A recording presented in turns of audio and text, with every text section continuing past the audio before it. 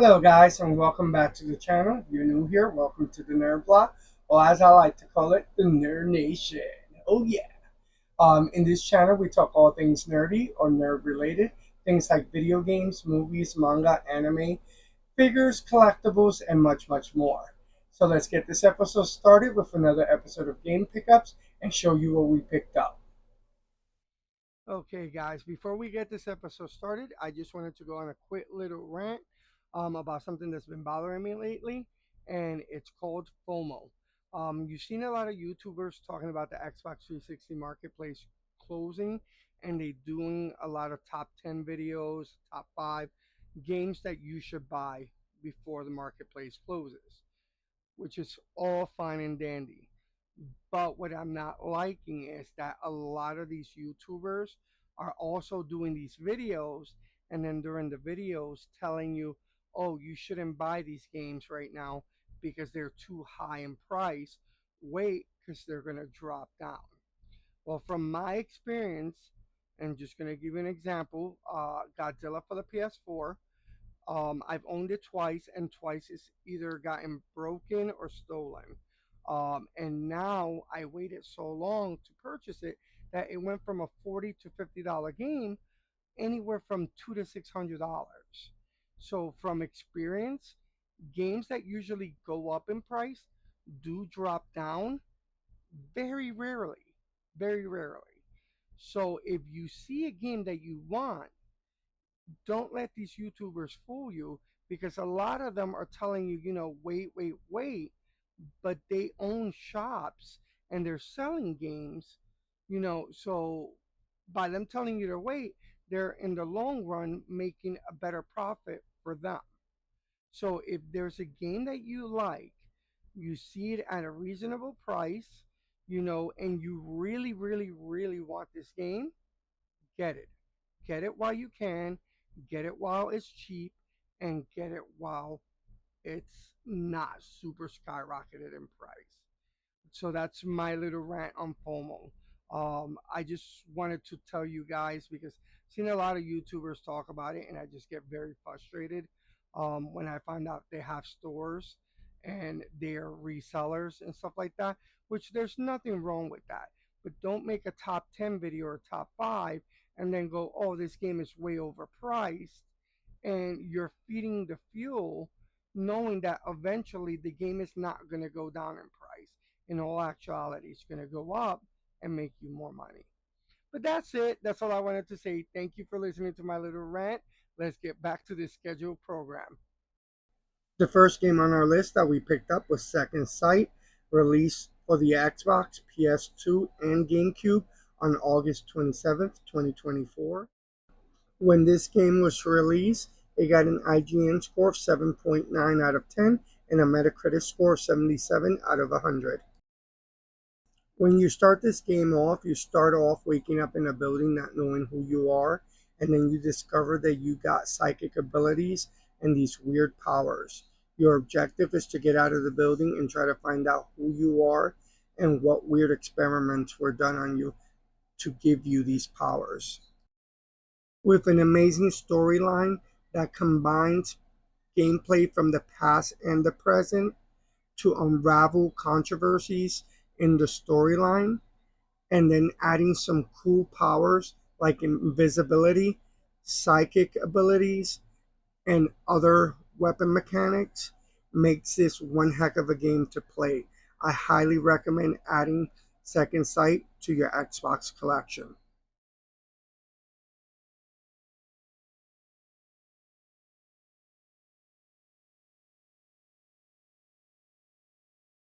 The next game we picked up for our collection is a copy of Fear Files.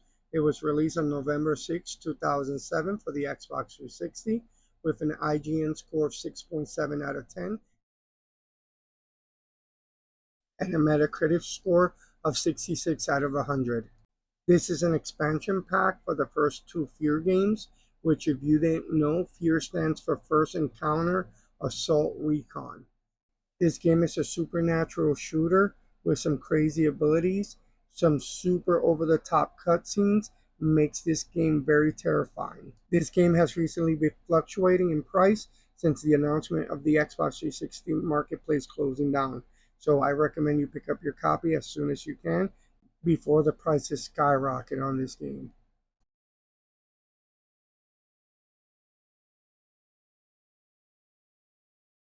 The next game we picked up to add to our collection was Silent Hill Downpour.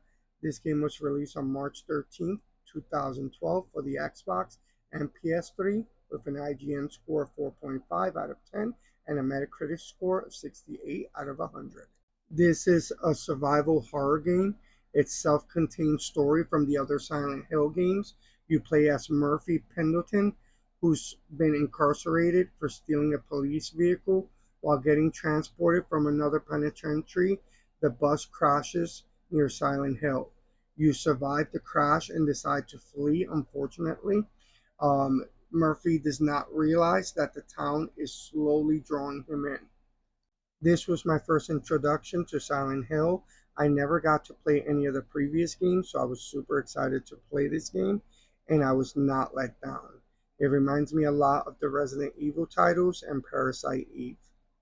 Like I said before, this game reminds me a lot of Resident Evil, specifically Resident Evil 4, with the over the shoulder look. One pretty cool thing about this game that I didn't know, this was one of the first games to actually have 3D built into it. So if you had a 3D TV, you can turn on the feature and you can play the game in 3D mode, which was pretty cool. The maps are pretty insanely big with a lot of exploration to be had around town. I found myself finding different puzzles and unlockables and a ton of different weapons and environments to explore, more than I thought I would find in this game, and the shooting mechanics. So if you're a fan of Resident Evil or horror titles, I highly recommend this game. The next game we added to our collection was a copy of Deus Ex for the PS3 and Xbox 360. It was released on August 23rd, 2011 with an IGN score of 9 out of 10 and a Metacritic score of 89 out of 100. You start off the game as a security officer Adams working for a company in the medical field, improving humans by doing upgrades and body implants. The game sends you down a sci-fi rabbit hole with great looking graphics with a few frame drops, but nothing too bad.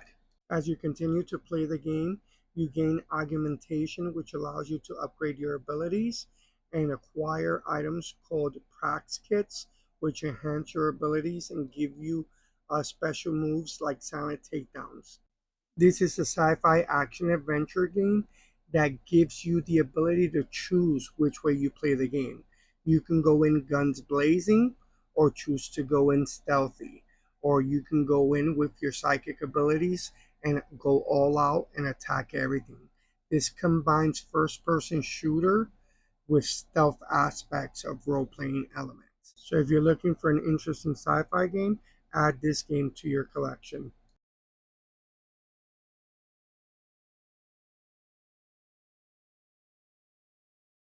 And finally, the last game we added to our collection was one of the ones that were on my top list to get. It's Dead or Alive Extreme 2, released November 13th, 2006.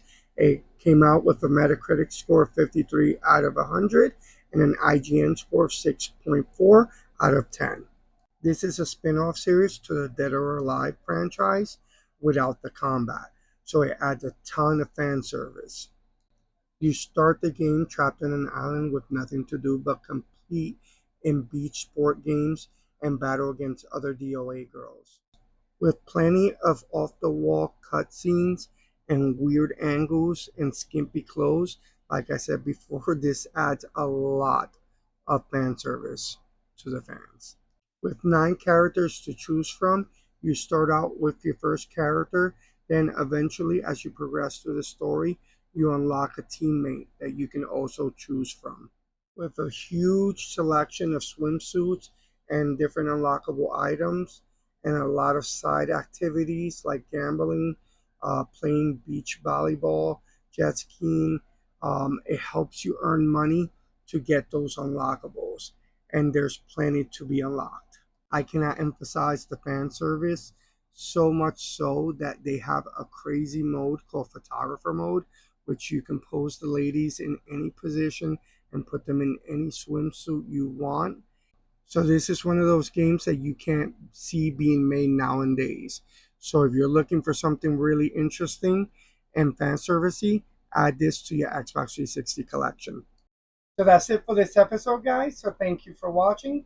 If you can do me a huge favor and please hit that like and follow button and leave me a comment in the comment section letting me know what your favorite game we picked up was and what game do you recommend we pick up next. And remember, my fellow nerds, stay nerdy.